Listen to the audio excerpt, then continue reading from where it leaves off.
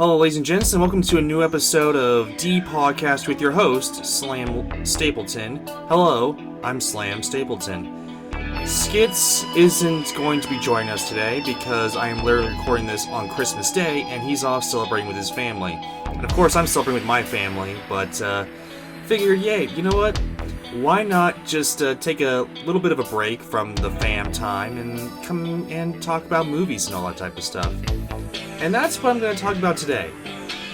Now here's the thing, I don't really review a whole lot of stuff. I hope that's going to change in the next year. In fact, it's one of my New Year's resolutions is to review something a lot more on the channel and on Letterboxd and all that stuff.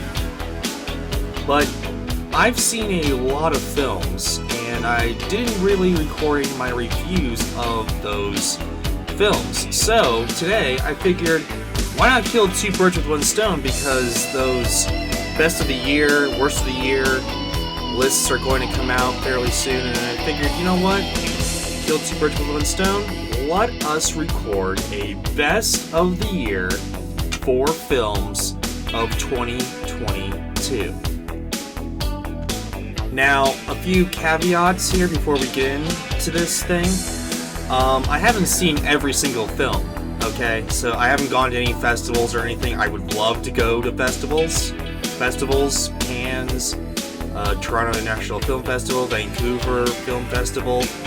I mean, if you guys want to invite me, hey, I'm more than welcome to accept your invitation, but as of now, we are not going to any film festivals, so there's some movies that I haven't seen at all, and some that I had to go really out of the way. Even though I live in the Atlanta area, I had to go a ways away in order to see some of these movies that I'm about to talk about.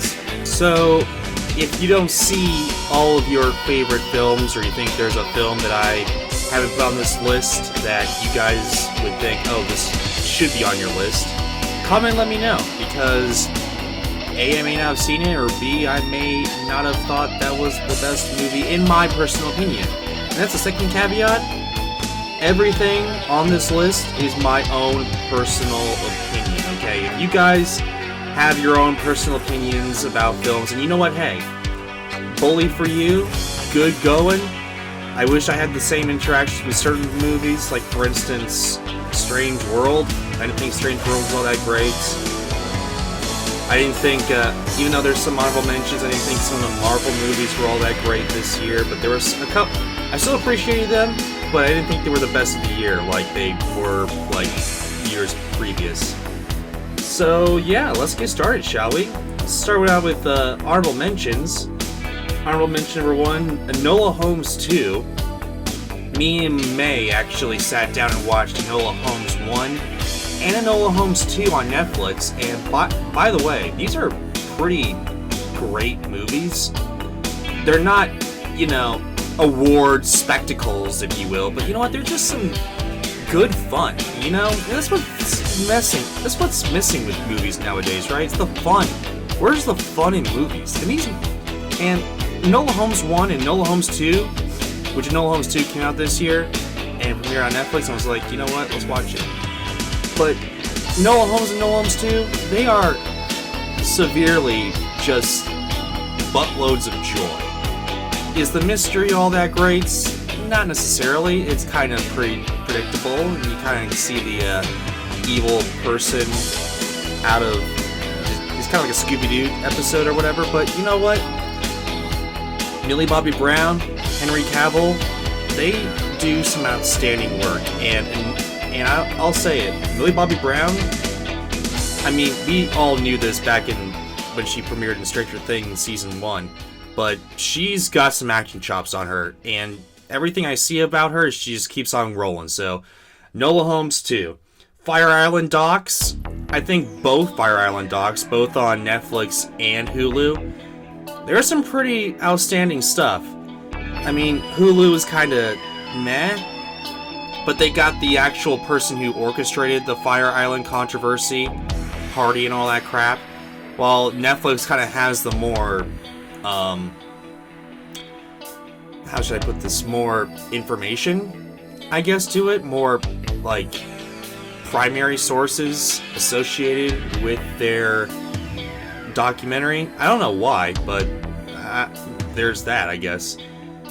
Also, another film, Jackass Forever. Again, it's a film that brings fun to movies, especially during a time when we desperately needed it. You know, we're just coming out of the pandemic. Jackass Forever.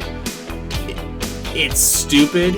It is completely and utterly bonkers, idiotically stupid, but it's a buttload of fun. And would I sit down and watch it again? Absolutely, I would.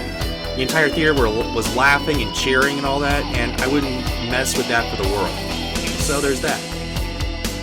Another film that I thought was really interesting, Prey, which is one of the best Predator movies since the original. And it was released on Hulu, which was completely and utterly stupid. I think it should have been in the theaters. It was in a few selection of theaters, I guess, but I wish I could see it at a theater near me, you know?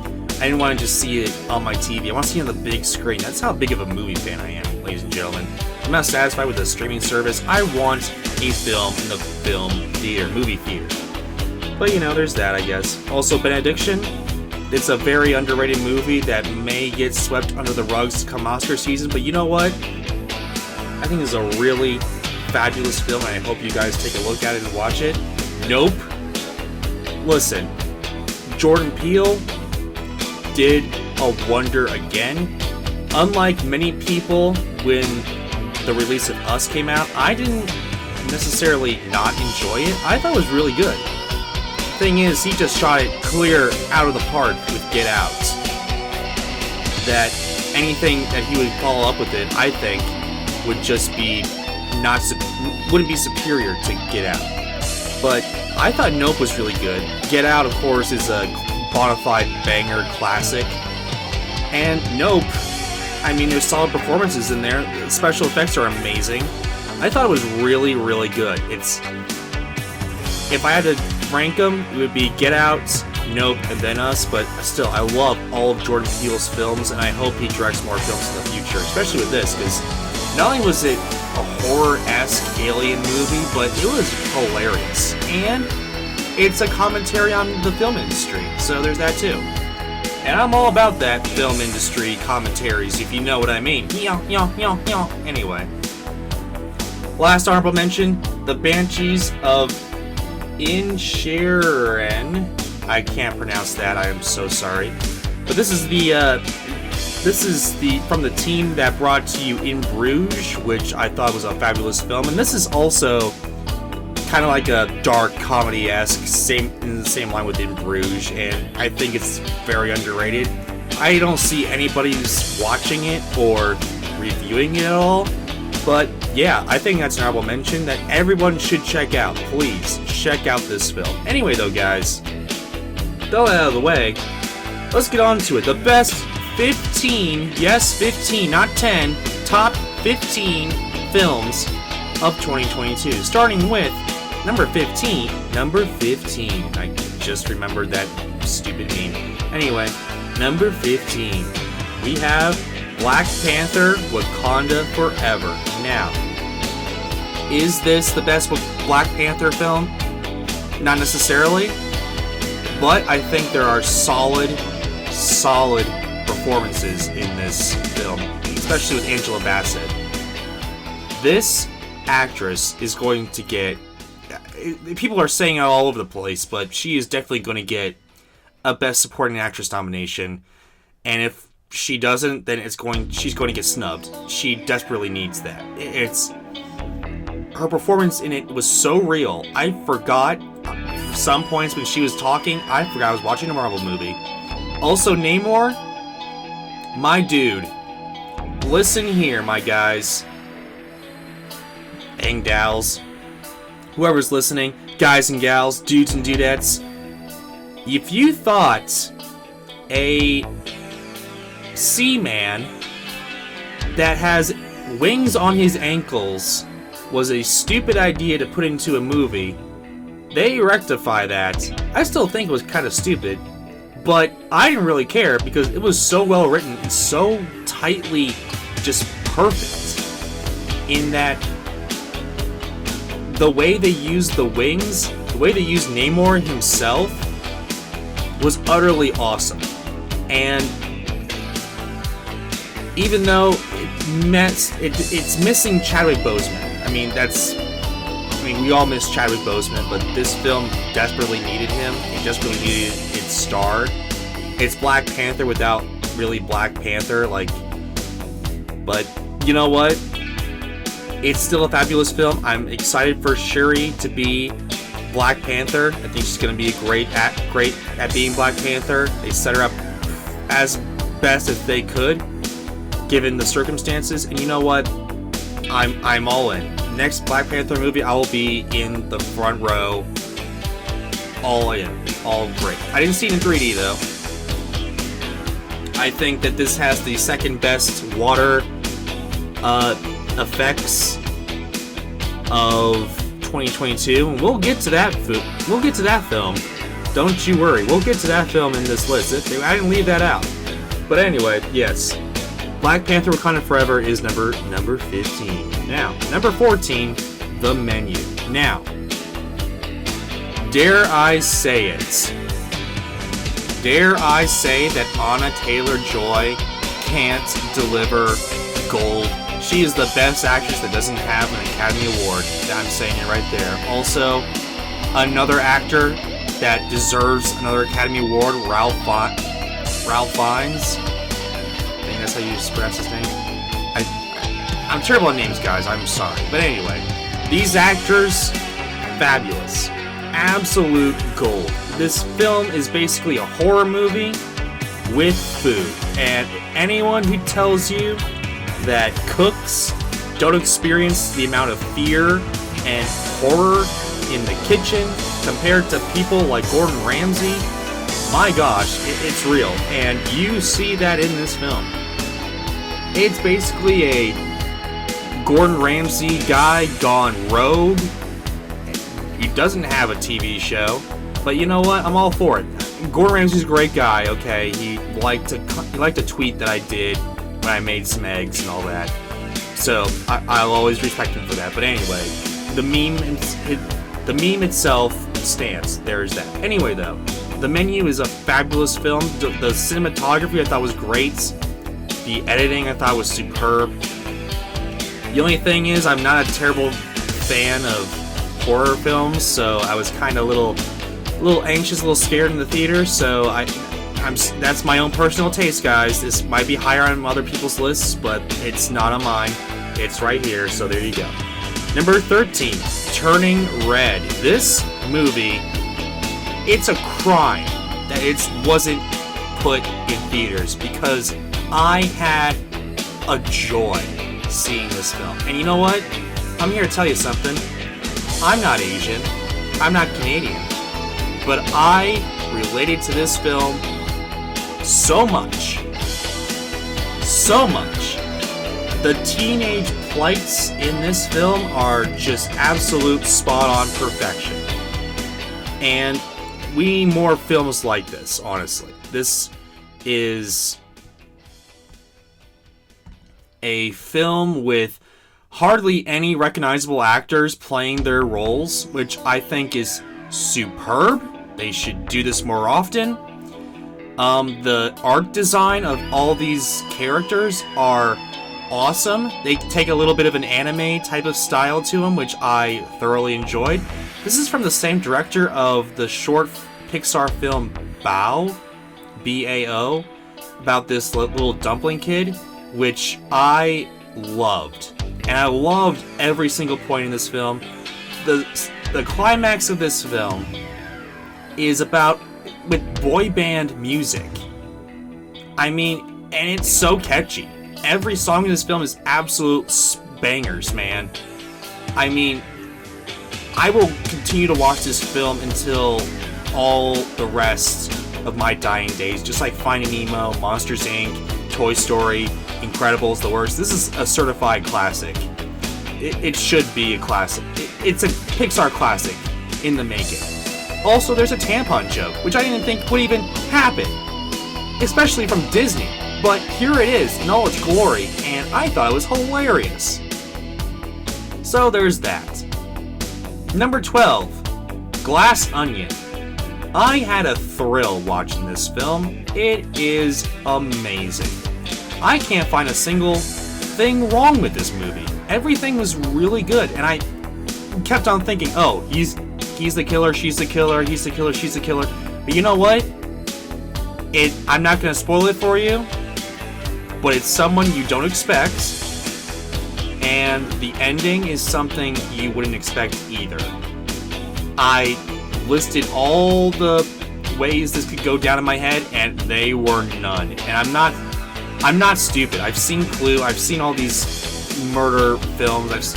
I've taken classes on murder books and films. So I figured I was gonna guess it, but turns out I didn't guess it. It's an absolute blast. Also, the comedy in this film, I mean, it actually made me crack a smile. And normally comedies don't make me crack a smile because I know what the jokes are. It's not really that funny, but you know what? It's actually really hilarious. So, there's that. Fabulous film. And something that's better than the original, I think. I think this is better than the original. I don't know why, but I love color. And the color in this film is brighter than the sun. A lot brighter than the dim-lidded, foggy first one, Knives Out, which, granted, it's the setting, I get it. It's like in a haunted house, haunted mansion, murder mystery thing like Clue. I get it. But, I don't know, I just gravitate toward this film more. I don't know why. I like the characters more. I guess there's that. I don't know. Also, coming in number 11, Elvis. Yes, I put this in my top 15 best films of 2022. Now listen, I am not the huge Baz Luhrmann fan. I like certain films that he's done. I mean, I've seen Moulin Rouge, that was pretty interesting. The Great Gatsby, I thought this is my favorite of his films. But the thing with him is that he cuts a lot. And he doesn't leave a shot going for longer than like 10 seconds, which is something I critique from Michael Bay. But with him, it's sort of different. It's more style. It's more, I don't know, more artistic, I guess. But still, I really don't like his films because of the editing. And I really don't like it. But, that being said, I am a huge Elvis fan, and to be fair, I was just flabbergasted that they haven't done this before.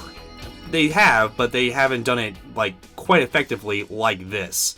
Because they followed this story to a T. And in fact, I don't even think I can listen to Elvis's music the same way again after watching this film. Because even though not all of it is historically accurate, it gets real close. And it's got every song that you associate with Elvis in here down to a T.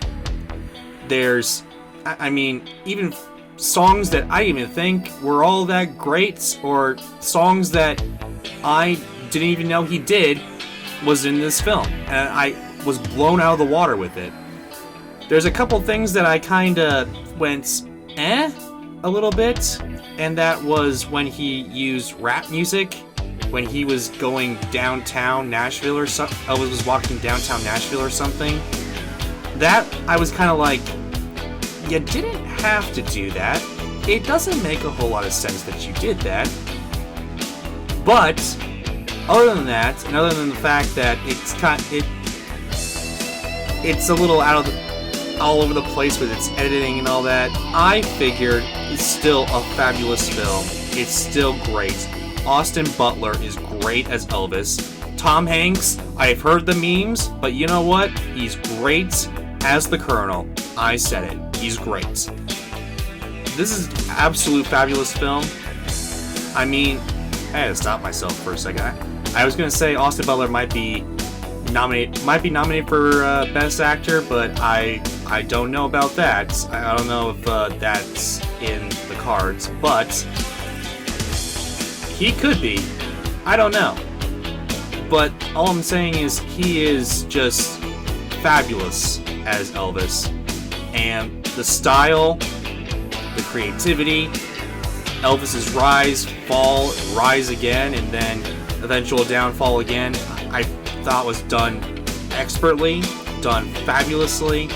Baz Luhrmann, solid work, my friend. Solid work indeed.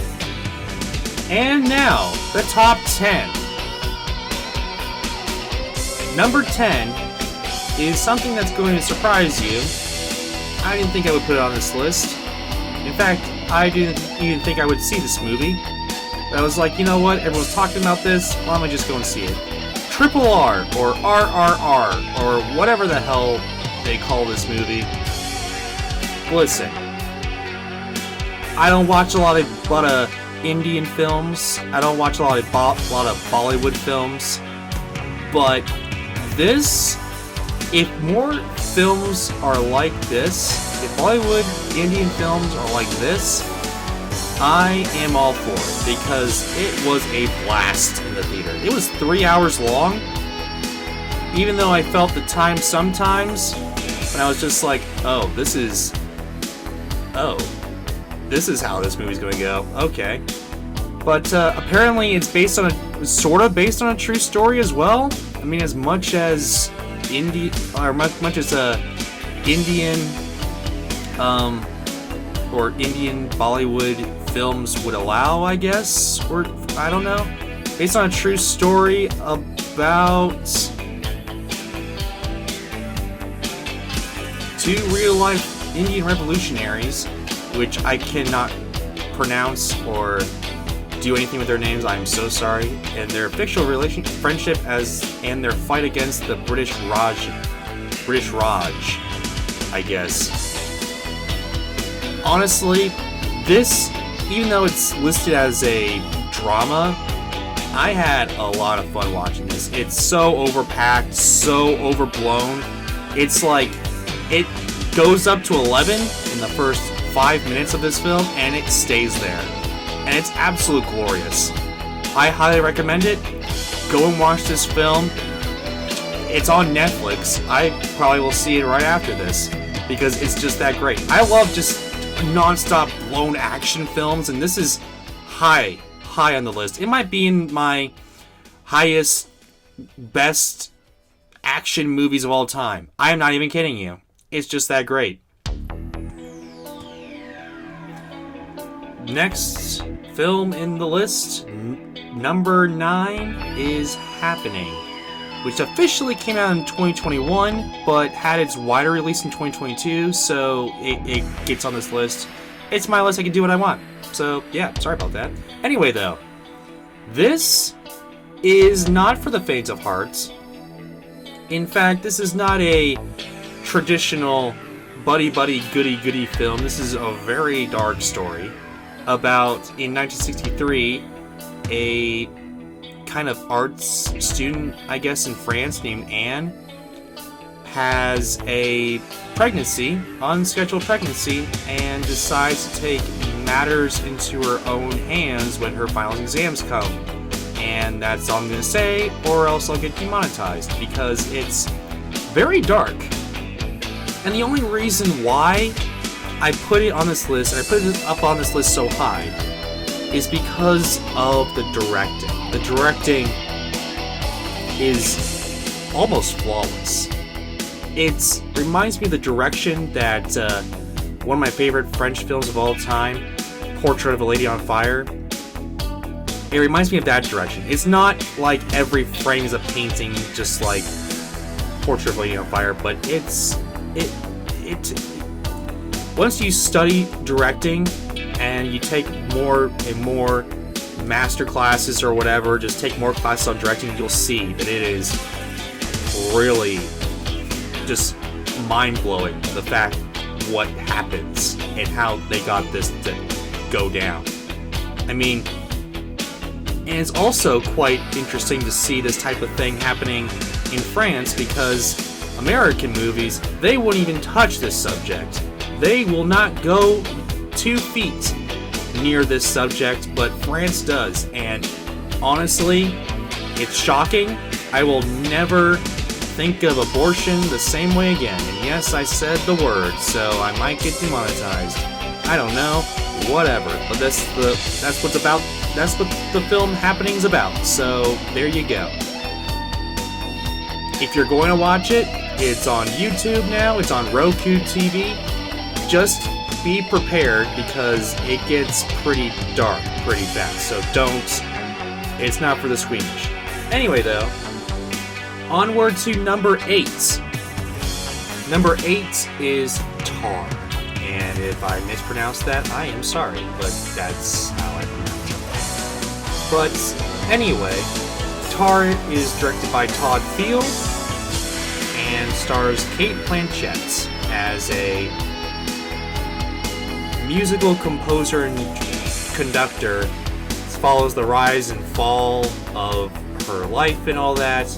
Come to find out that this is nowhere in the realm of being a true story at all, but it's done in such a way, and there's so much production in this film that you would think I was lying, because it is just amazing.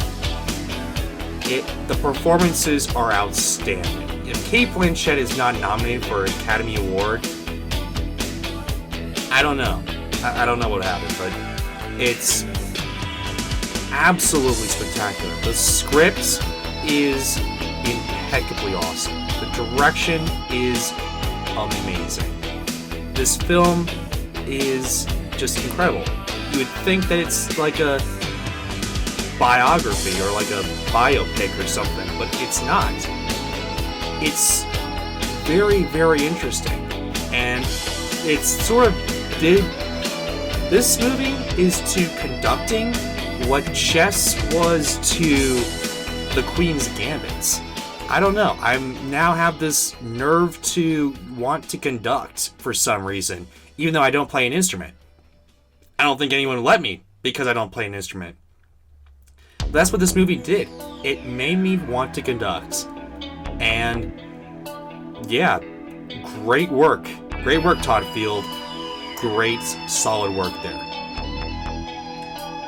Number 7, you know I couldn't go 6 films without going to the superhero genre.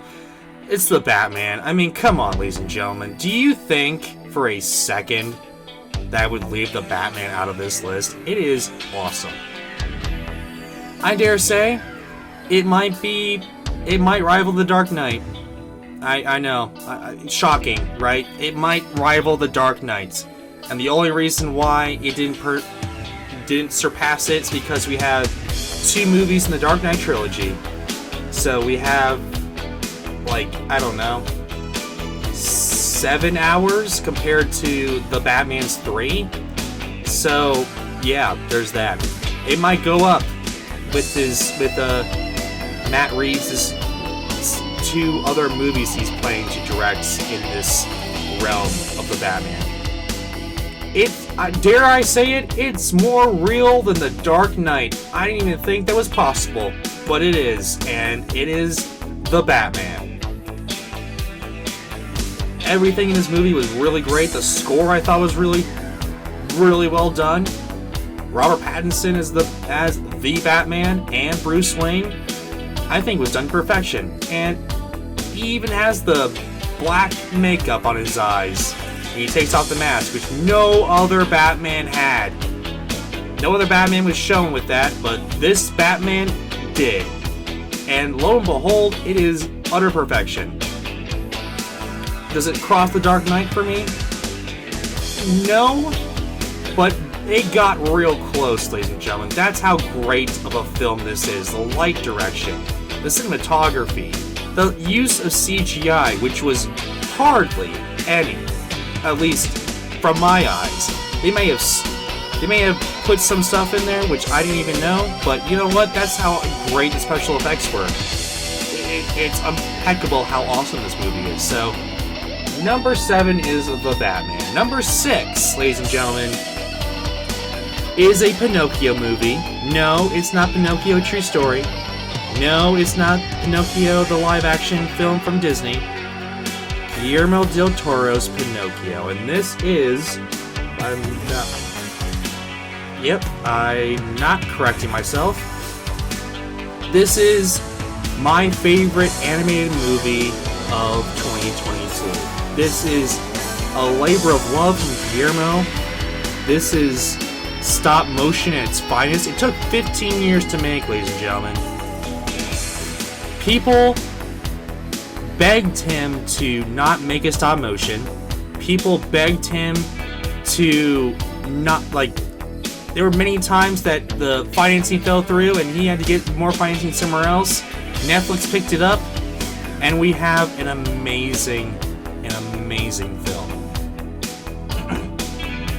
It's a lot darker than the original Pinocchio, the Disney Pinocchio.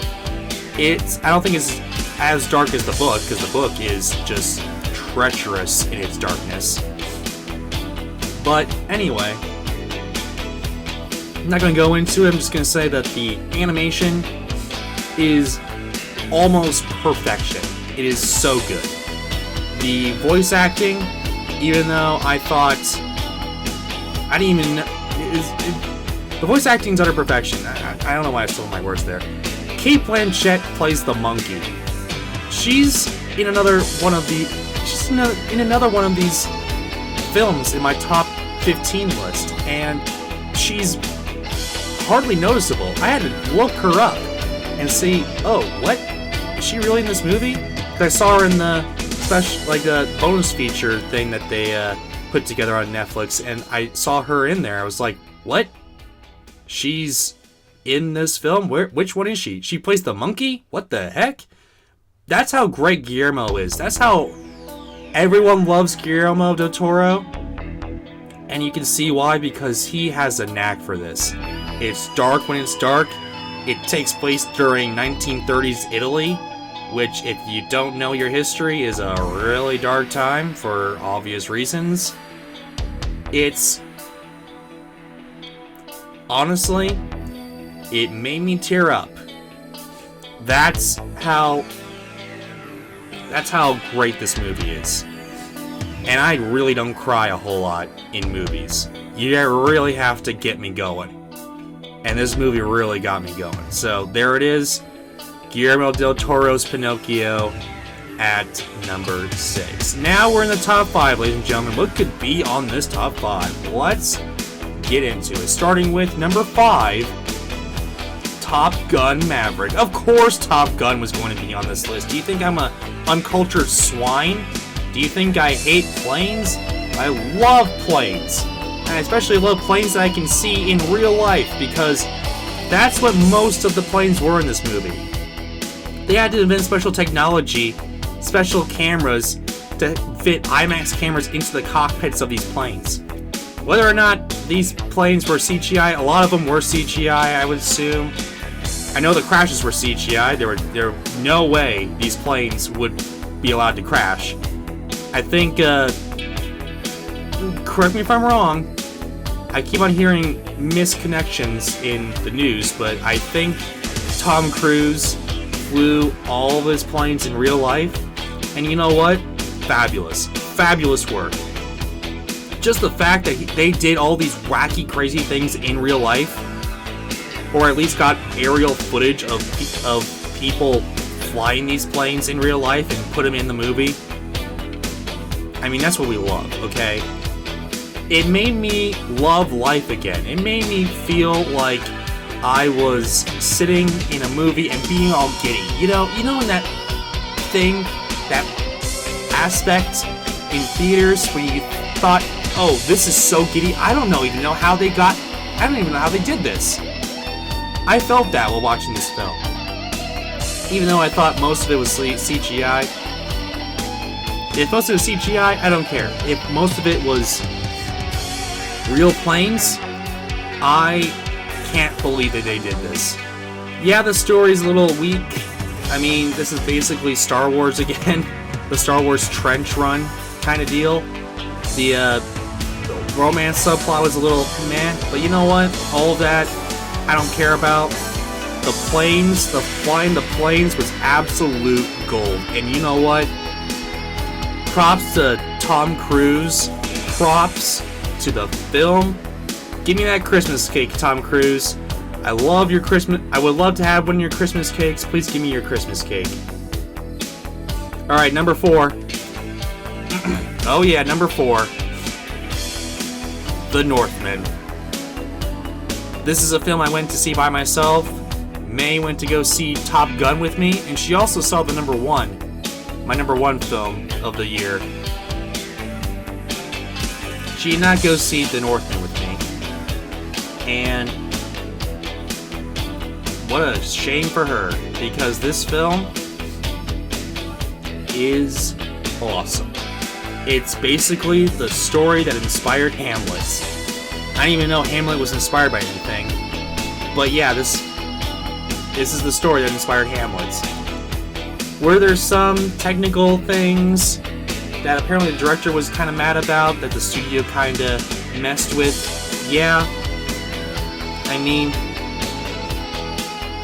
other than those types of things though, that was kind of like, yeah, studios, no, I'm not really into that, but otherwise, utter perfection.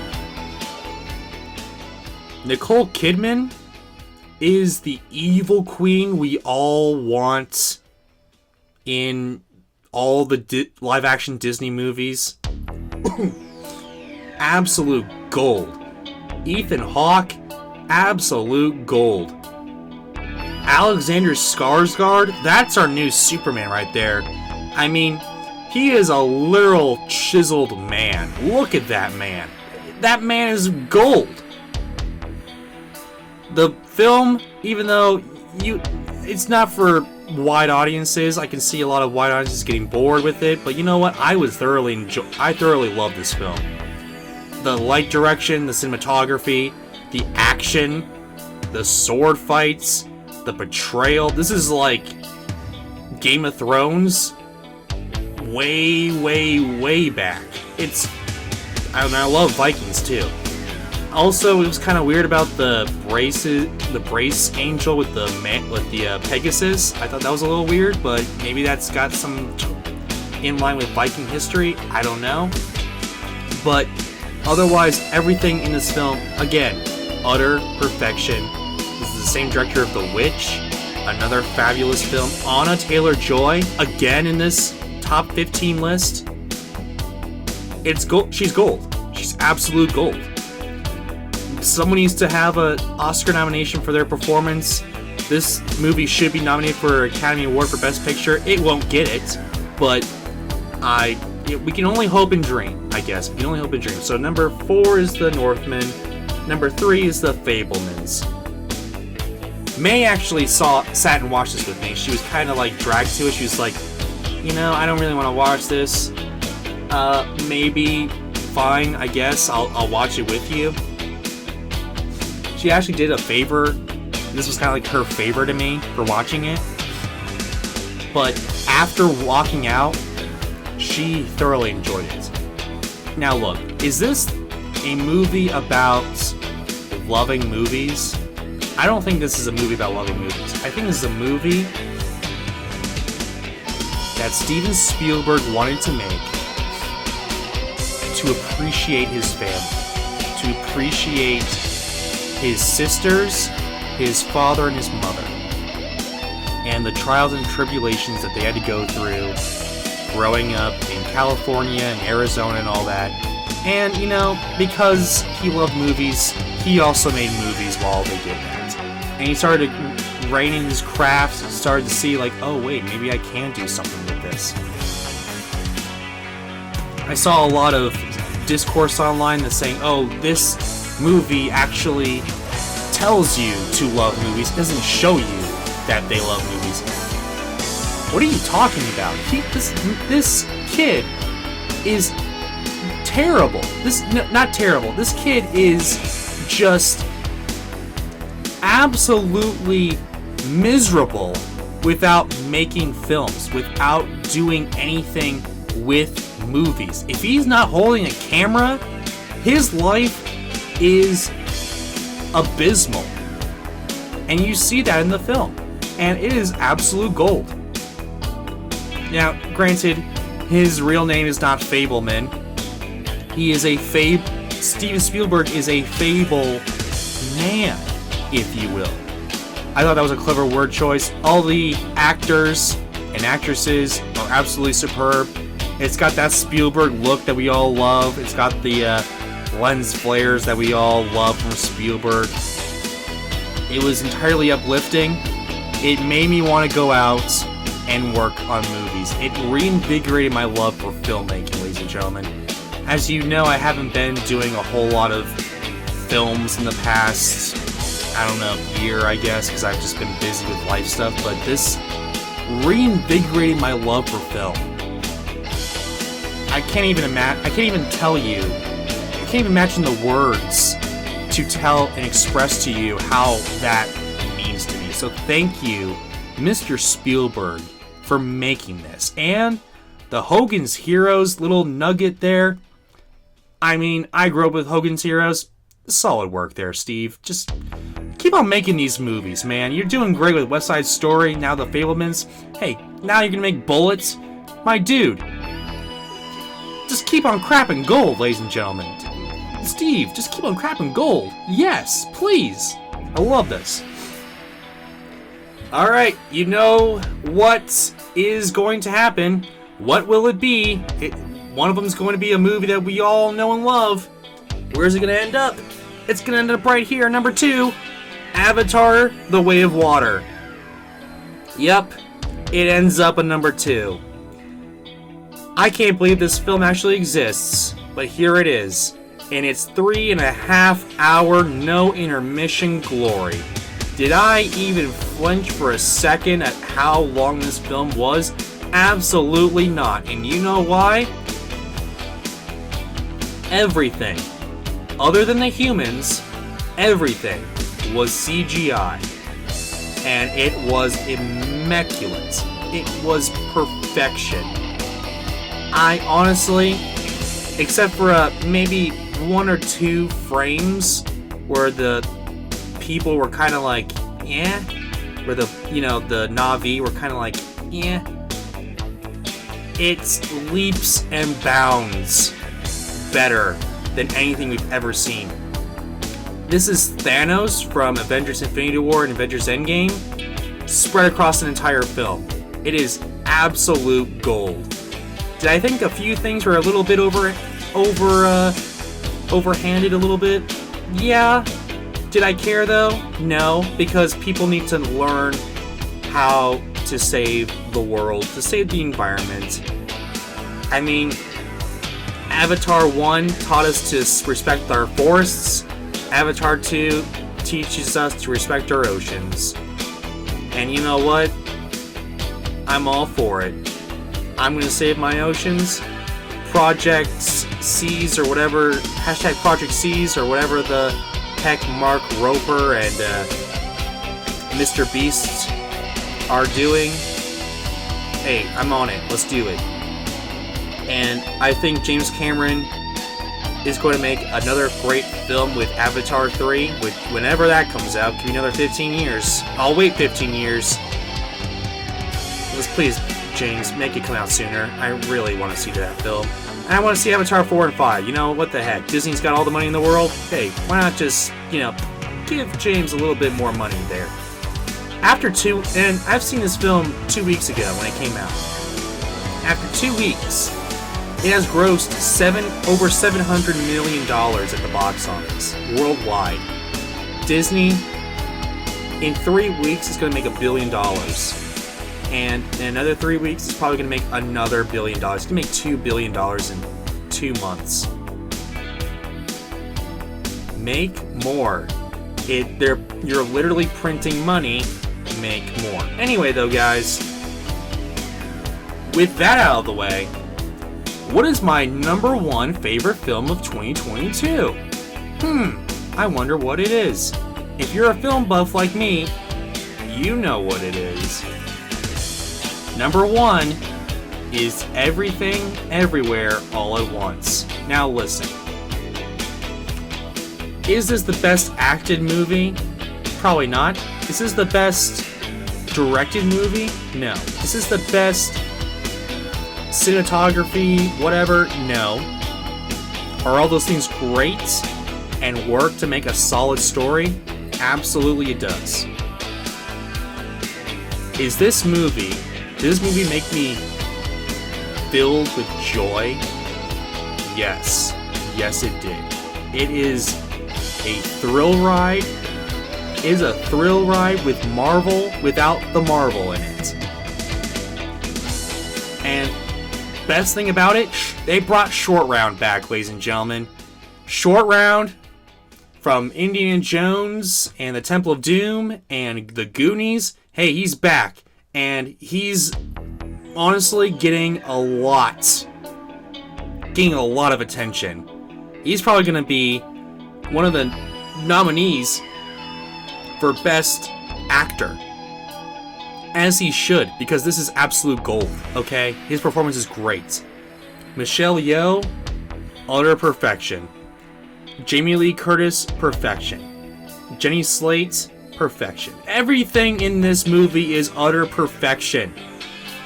Everything works to make the story. The cinematography is great. The special effects for a low-budget film is absolute gold. I mean, my girlfriend May, actually went and saw this thing, and she absolutely loved this film. To the point where we referenced this one scene that's like, "Just Be a Rock." She references that all the time. Because that's how big of an impact that film left on her. A normie, not a film buff or anything, just like a normal everyday person. That's how great this film is. Is it going to win all the awards or something? No. Should it? Yes, because it's absolute awesomeness. It's literally like crack on a stick times a billion for 2 hours and 19 minutes. That time whisked by. Did it get a little confusing towards the end? Yeah, but I still had a fun-filled ride during this film. It's absolute gold. Now there's some films I haven't seen yet that I want to see, like The Whale with Brendan Fraser and that type of stuff. It still hasn't come out where I'm at yet, but hopefully it comes out soon so I can give you guys a review about that. But anyway, guys, that'll do it for this top 10. What do you guys think? Do you guys like any of the movies on this list? Do you want to include any movies on this list? Is there some movies that you think shouldn't be on this list? What are your guys' results? Comment, let me know, subscribe, ring that bell. More content come your way, and hey, take care, guys.